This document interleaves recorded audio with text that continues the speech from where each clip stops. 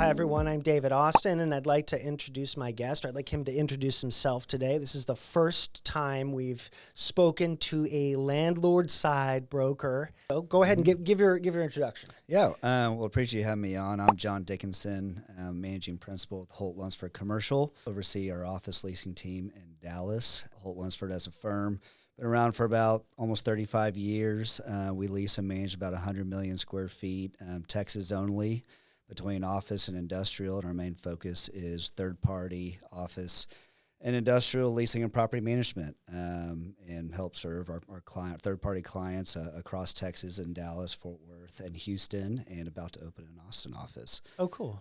We're really we're a boutique shop, privately held. What I love about Holt is when you compare us to the national companies, the JLLs, the Cushmans, the CBs of the world, there's just a lot of corporate red tape that a lot of these brokers have to deal with being over there. But over at Holt, being private, we have a lot more control. We have a lot more freelancing. It's just very entrepreneurial. And our brokers, while we operate in one silo, whether it be office leasing or industrial leasing, we can expand our horizons to other areas where we can help our owners invest. We can invest in deals ourselves. We can, as a landlord agent, we can run tenant rep deals. There's just a lot of different silos we can operate in versus just leasing.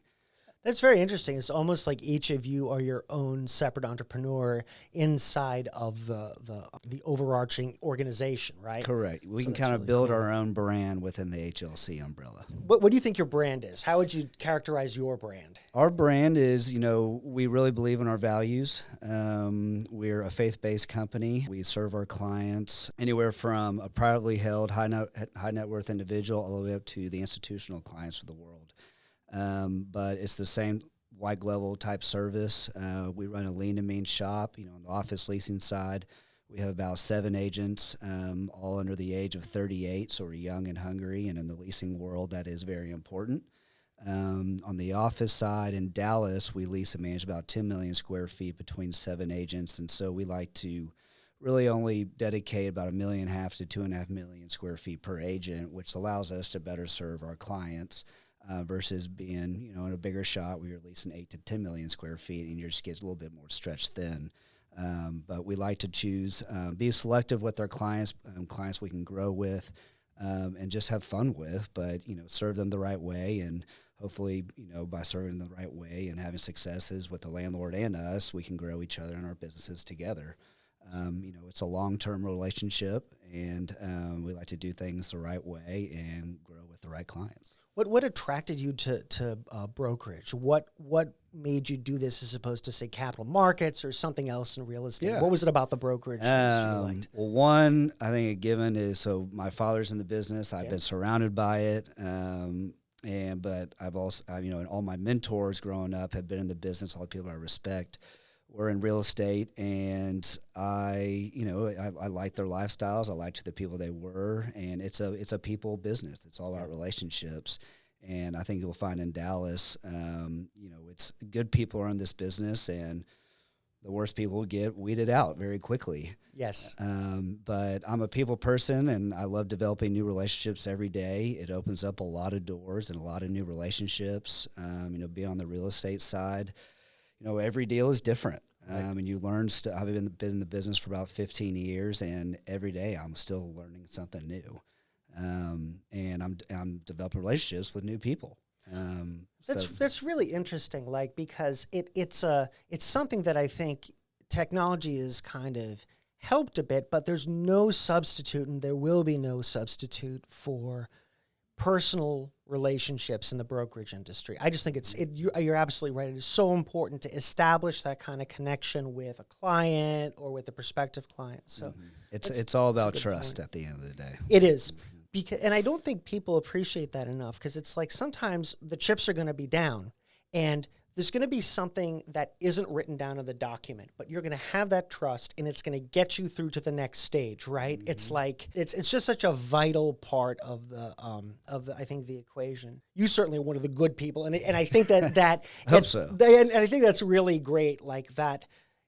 And it is very true about the Dallas market. I feel that the people that I've worked with here have been real professionals, like to me people that I feel like I can rely on and depend on in my business. And even if I have a question about the market, I think it's oddly enough, for whatever reason, is just a culture that promotes business and ethical business and good business to get done. I mean, and I'm here because as you know, I'm a lawyer. I try not to act like a lawyer all the time, but I am a lawyer, and I help commercial landlords draft and negotiate leases in the most cost-effective manner possible, and in a way that's really pragmatic. And I think one of the things that I like to focus on and I like to hear from brokers about is, what are some of the reasons or ways that legal has not helped you or has stood in your way to get a deal done? Well, in our business, and at least on the leasing side, time kills deals. Right. And what we've found is lease negotiations tend to take the longest part of the entire deal process.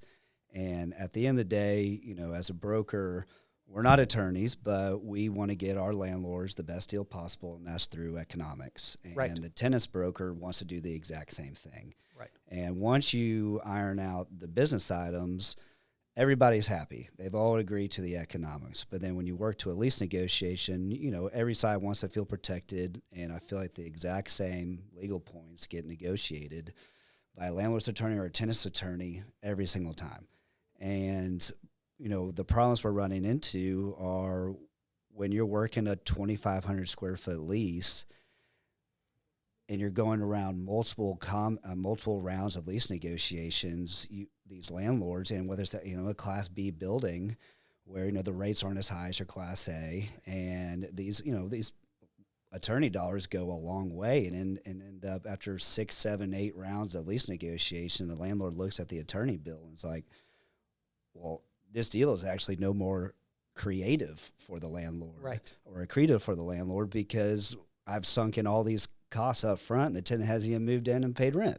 Exactly. But then going back to time kills deals, I can't tell you how many times where, and especially, we lease a lot of spec suites in our portfolio. We lease a lot of heavily multi-tenanted Class B plus, A minus buildings where spec suites work. But in order to lease spec suites, you got to operate with speed, because these tenants, they need to be in the next 30, 60 days. And there's plenty of options out there for them to consider, but they chose you for a reason. And while you have them on the hook, there's so many times where the lease negotiations get drawn out and you're 45 days in the lease negotiation where the tenant needs to be moved in yesterday.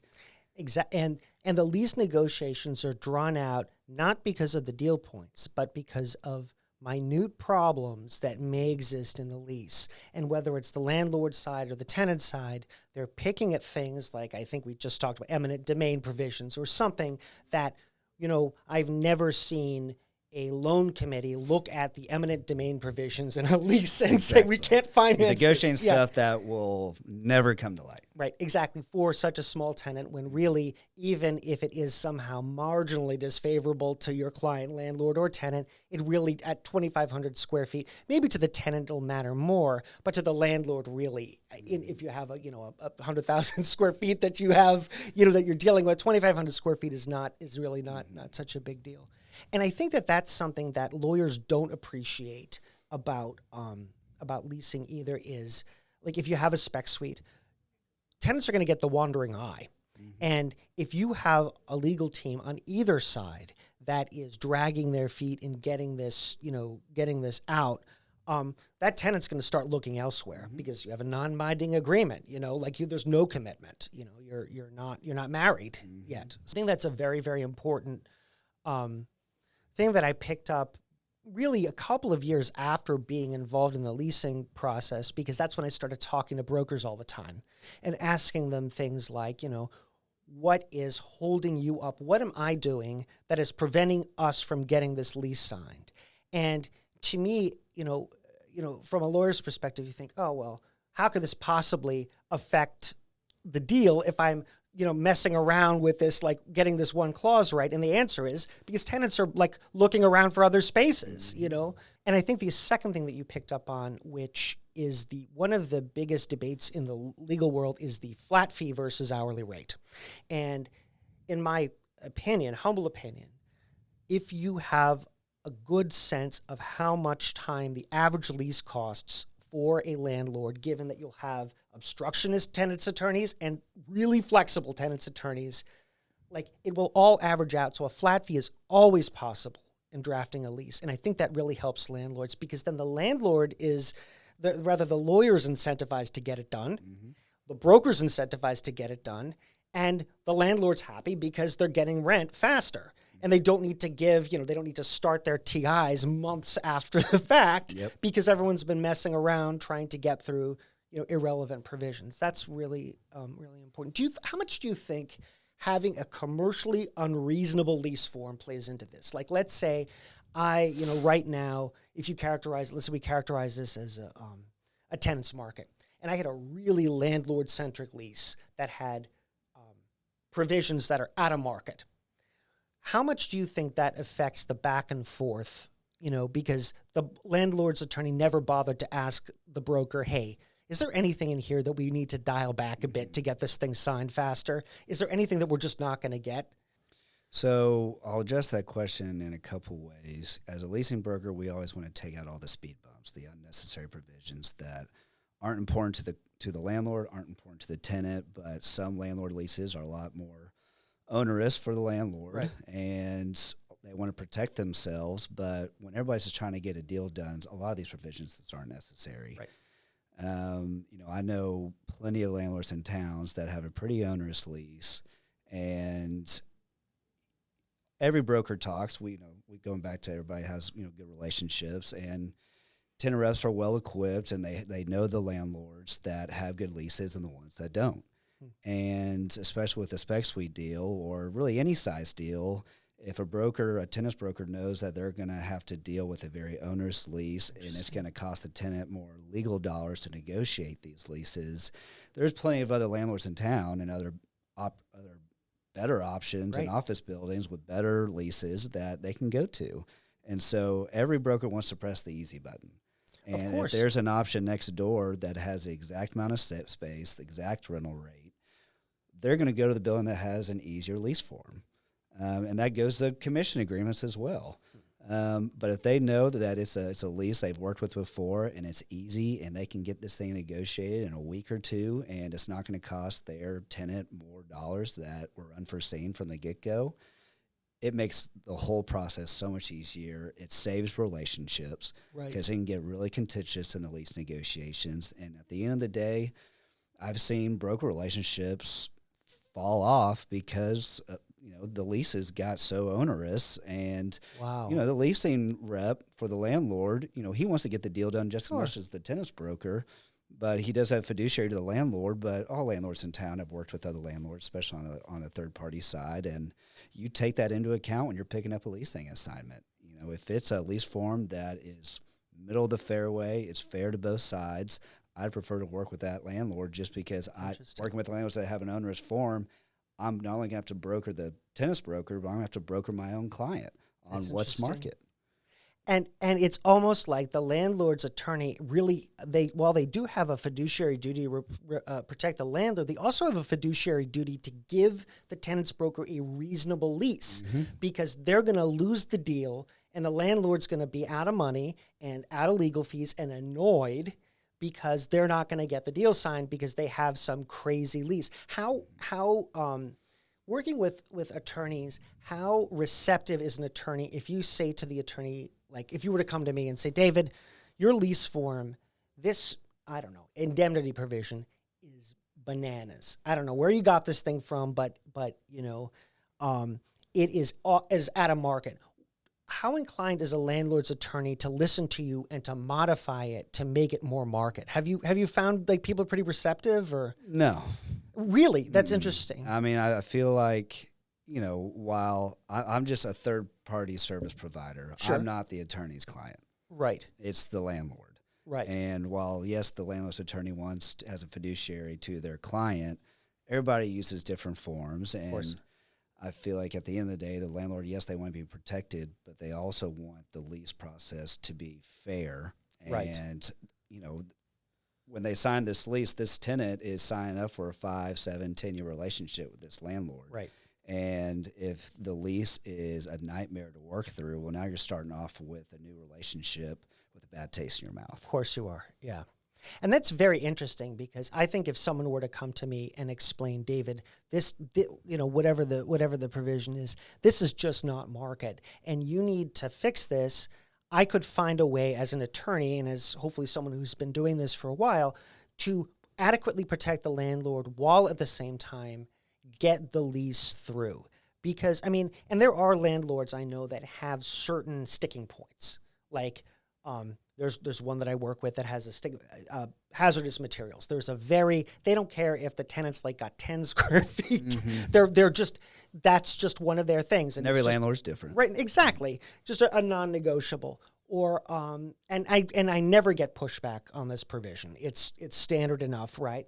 But I also find that as I go through leasing in a geographic area, I save all the red lines.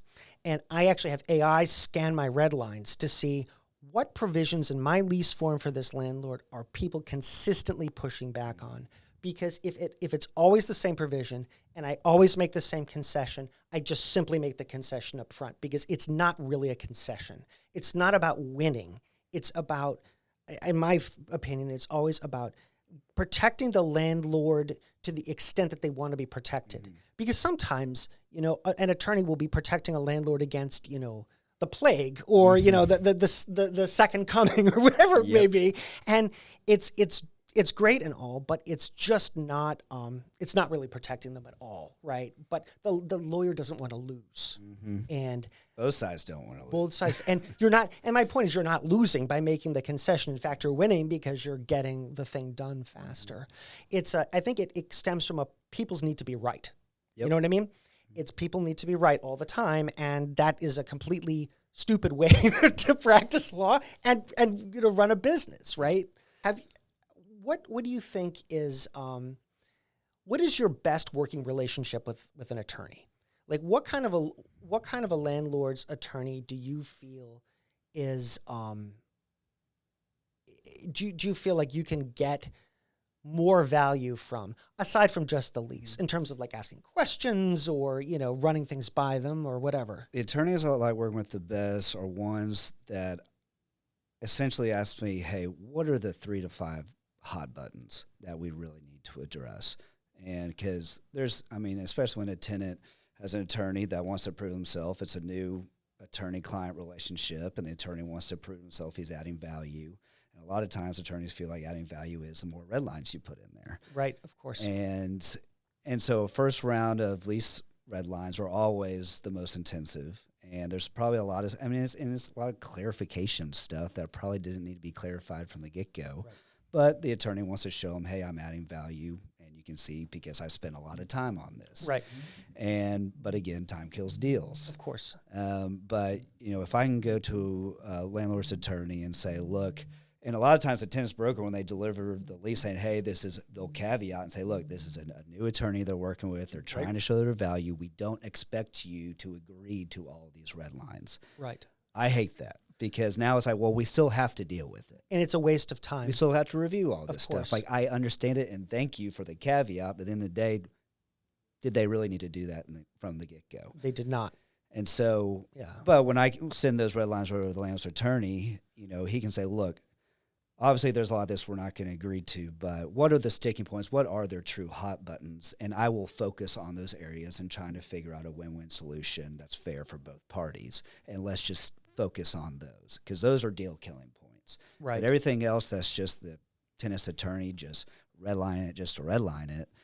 We all know we're not going to agree to it from the first place, so let's not focus on it. Why did we waste this round of edits and spend even 3 days sending, it's just sort of it's almost like what's the word I'm looking for? Almost like an ego thing, right? Mm-hmm. Showing everyone that I know exactly how to redline a lease. And it's competitive, and I get it. Sure. But you're doing it at the cost of your client.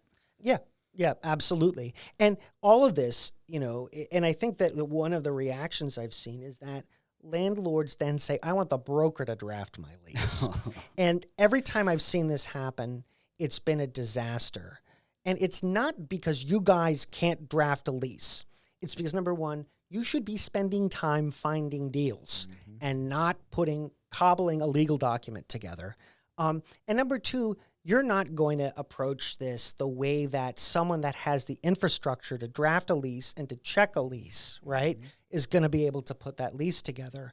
And so I just think what ends up happening is there's a 40% error rate when brokers draft leases. It's of material terms. And I can completely see why, because it's sort of like you aren't making sure that the clause you use every time is exactly the same clause and it's precisely the right one for this situation and blah, blah, blah, because you didn't spend your life like reading leases. Not attorneys. You're not attorneys, right? just like if I tried to negotiate a great deal for a client, I don't think I'd be able to understand, a good way to make the TIs fair, any of that. It's everyone I think has I guess their own sort of lane. Have you ever been or represented a landlord that has asked you to draft leases, and then how do you feel about it, just from a broker's perspective? We do. We get asked quite a bit. Some of our one-off owners where it's more of a boutique building, and they watch every nickel and dime they spend on the asset. It hits office buildings. There's always basis creep, and through TIs, repairs, but lease negotiations and attorney dollars, like I said before, can really impact the overall deal cost. Absolutely, it can. And a lot of these guys, this is like, maybe they did a 1031 exchange and they found a good opportunity for an office building, but they're not your traditional office owner. Yep. They don't know how to operate the building, but they look to us as, the leasing experts and market experts. And as such, we should be able to be lease experts as well. Right. And we said, look, if you have a standard form lease and we can go through all the business items that we've negotiated in LOI, we feel comfortable filling in those blanks. Right. But again, every deal is different. Every tenant is different. Every building operates differently. And there's a lot of legal implications. We have to caveat it with it every time we send out a lease, like, we are not attorneys. Absolutely. And then you think about their lease form. It probably was generated 30 years ago. They hired a lawyer, and the Microsoft Word document, someone accidentally deleted the insurance paragraph, or they're using and I think that the Texas forms are fine, but oftentimes a landlord or tenant situation, you can check off A, B, or C, and it's not really any of them, and that's always the problem, even having a robust form, So that's but it also, when a landlord asks us to draft a lease, we want to be as helpful and provide assistance wherever we can. It's our fiduciary to the landlord, right, to our client. But we get paid to make deals. And in order to make deals, we have to know the market better than anybody else, like the back of our hand. We have to be on calls with brokers. We have to cold call. Right.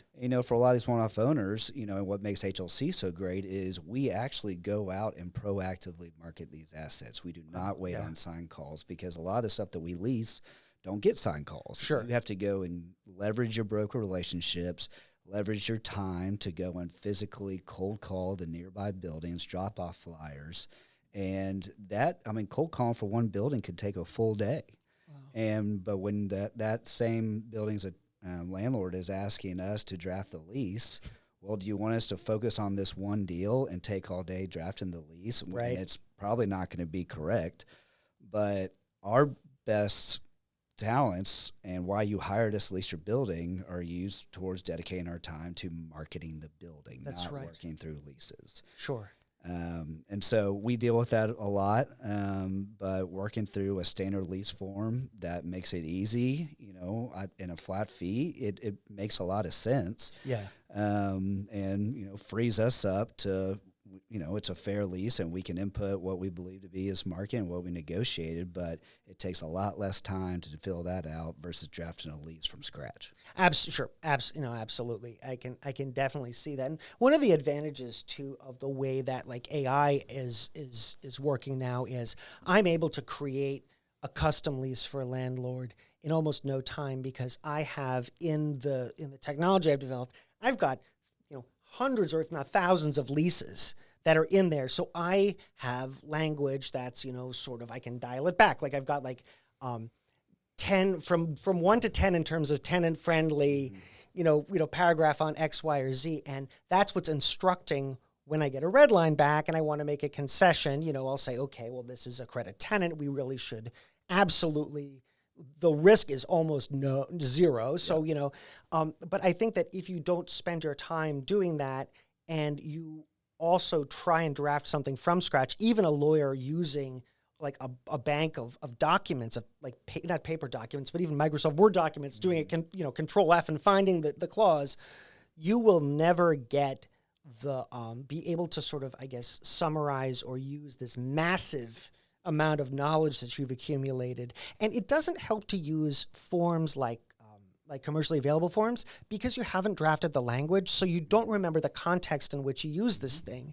So it's almost like you need to have the big firm bandwidth, but you cannot possibly charge someone, 8 hours of time to find this one stupid clause that's just perfect. It's just a commercially untenable thing for most landlords. It's kind of interesting to think about like your relationship with the landlord, because do you prefer to have the direct contact with the landlord and then you work directly with the attorney, or do you prefer the landlord to work with the attorney? Well, every landlord is different. Right. And again, we're not attorneys. Right. And so I may not be as well equipped to advise on lease comments and lease negotiations. I can tell them what's market, but yes, I prefer, yes, having a direct line to the attorney, it could save time.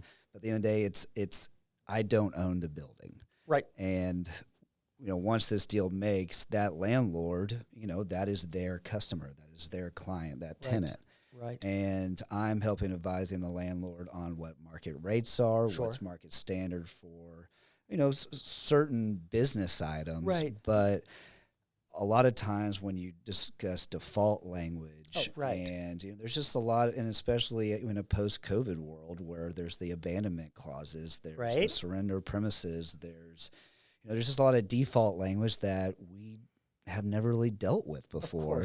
And a lot of it's new to us, but every landlord wants to handle these things differently. And so while I can say, look, this is market standard, this is what my other clients has done and responded to this provision, that landlord may not agree. Yes, exactly. And this building is still their baby, and they're the ones paying the attorney fees. Absolutely. So I would prefer to advise on the business items to the landlord. And whenever we get lease red lines back, we always compare the red lines against the LOI. This is what we negotiated. Yep. But everything that's all more legal, we say we are not attorneys. We defer to legal on these provisions. Exactly. And I think the legal team really relies on the brokers to make sure that the market issues, the money issues, are sensible and sound. And that's one way I really love working with brokers is when there are business points that, I could express my opinion on the business point and how to draft the language, but I really rely on the broker to say, David, this is out of market, or David, their comment about this is well within line in what I've seen in other leases, because sometimes I don't know, and so I'll be fighting to the death. Oh, not fighting to the death, but I'll be arguing you weren't something. Part of the negotiations from earlier. And you're like, but David, we talked about the parking lot when I was with the tenants. Broker, we were walking around and we said we'd restripe it, whatever it may be, right? Yep. So that's why I love working directly with the brokers, because I usually know the landlord's hot button issues, right? And I also know the things that would expose the landlord to far too much risk. And that's, again, the connection with the real market terms that I get from the broker, I think, is just some of the most invaluable conversations. And to have a broker also to call me out and say, David, stop negotiating this because it's not market and they're just going to keep pushing back. Is that kind of candor, I think, is really important. I've oftentimes found that some brokers are afraid to approach the lawyer. Maybe because, I don't know if we can say this on the podcast, but the lawyer's an asshole, right? And he does not want to listen to some broker when the broker didn't spend time in law school.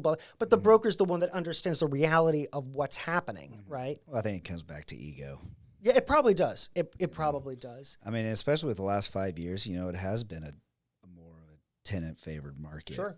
And I've had landlords that have great attorneys and fight tooth and nail for the betterment of the landlord. But some of these landlords at the end of the day, they're like, we just want to get the deal done. Right. And, and so when we're talking to the attorneys, it's like, look, we understand your position. We appreciate you fighting for us. Yep. But are there some concessions we can make that's while they still protect us, the tenant will feel like they're getting a win and we can get this thing done? And that's a diplomatic way of saying what people should always say to me, which is, David, tone it down a little bit, man. Like that's much better, because then I understand like where they're coming from. And I think one of the things that that you said about that is really like important, which is the when there are also situations where there's a drastic change in market, for example, like I had no idea how business interruption insurance worked until COVID. And everybody thought, oh, well, the tenant has business interruption insurance, who cares? But then we later learned it's for I believe, and I can't recall exactly how it works now, but it's natural disasters and things like that. And COVID was not one of these things, right? And that is, I guess, an odd situation where a clause that is not frequently negotiated actually became suddenly important. Mm-hmm. But if you think about it in terms of risk to the landlord, it still was relatively very, very low. That made my mind hurt thinking about business interruption service. Oh, yeah, I know. And I was like, oh God, and I remember every landlord calling me and saying to me, David, can we use this? And I'm like, I don't know. I haven't thought about this probably ever. Do you like a landlord's attorney that explains their process, or are you sometimes just shut up, I want to get the deal done? Because sometimes I think if I explain why I'm doing certain things, some clients love that, right? Mm-hmm. Because they get what's in my head. And then they can come back and say, David, but this is the commercial reality. I think any time before you draft a lease, having that conversation is imperative. Yes. Mainly because, and if it's a new relationship, but also, the attorney doesn't know what behind the scenes and how these terms got negotiated and what's important to this tenant, because every tenant is different. Every deal is different. But understanding how the attorney is going to go about this process, and once we turn around those lease comments, I still have to communicate to the tenant's broker our position, because he's got to communicate it to his client. Right. And so the more that I'm on the same page with the landlord's attorney, the better I can communicate it to the tenant's broker. I understand. And there's nothing that gets left out in the conversation that can come back and haunt us later on down on the negotiations. And again, we want to operate with speed. Speed is efficiency. But it's also, there's a lot of relationships that can get impacted based off of how these lease negotiations go. And the more open, the more transparent you are, the easier the deal is going to go and the quicker it's going to get done. That is huge, because brokers, every broker in Dallas and every broker in any community knows every other broker. Mm-hmm. And if a lawyer is positioning, a lawyer can phrase him or herself in one of two ways. They can be obnoxious, or they can simply just be candid. And I think that it's difficult sometimes, especially when you get deal fatigue, to simply express yourself in a candid manner. And sometimes when for example, I'm commenting on a lease, I wonder if it's better for me to not explain why I made a decision than to explain, right?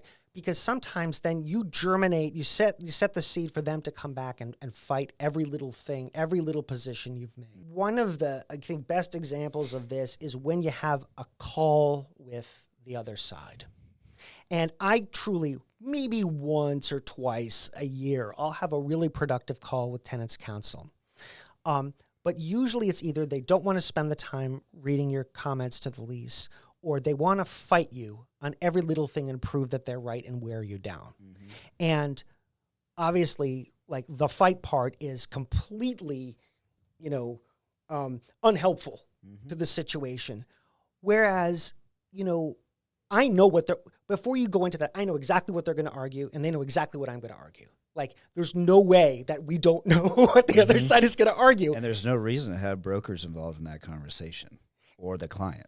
Interesting. So then you feel, for example, like, because sometimes a tenant's attorney will say to me, oh, well, this was agreed upon. And I'm like, that's not in the LOI. I don't know about that. Mm-hmm.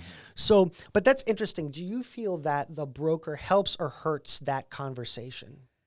When you're getting to lease negotiations, if it's purely legal discussions and purely legal negotiations, there's really no reason for the broker to be involved. We were here, we negotiate the business points of the deal. Right.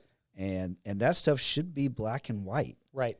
But when you get into lease negotiations and you have the broker, the tenant, the attorney on one side and the same on the other side, there's so many different cooks in the kitchen. It's a mess. No, you're absolutely right about that. It's a mess. It's like 9 people on a conference call and everyone's shouting and everyone's mad. And each attorney wants to feel like they are serving their client to the best of their ability, and it can become pretty contentious, but then it can get just very awkward when you got the broker and the clients in the room because they all want to get the deal done. But then you have 2 attorneys going back and forth that whole conversation could have been held offline. Right. And probably would have taken a lot less time and a lot of relationships would still be intact. That's a really interesting, right?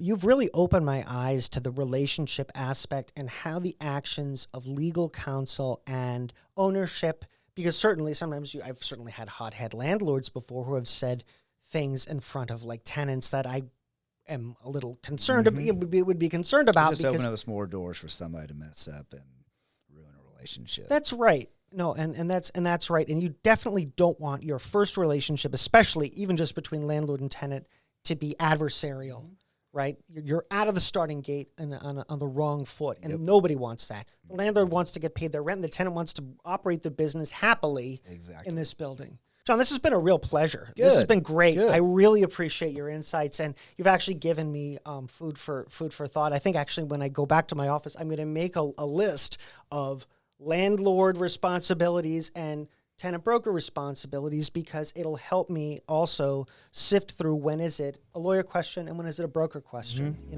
Appreciate you, Dave. Thanks for having me on. Thank you so much.